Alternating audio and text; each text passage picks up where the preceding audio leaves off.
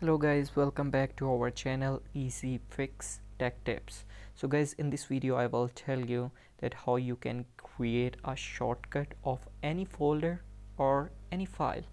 So it's very simple. So right now what you have to do, you just have to right click on the folder or any file.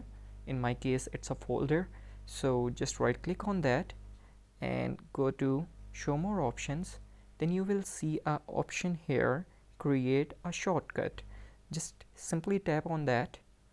You can see that the shortcut folder is appear here.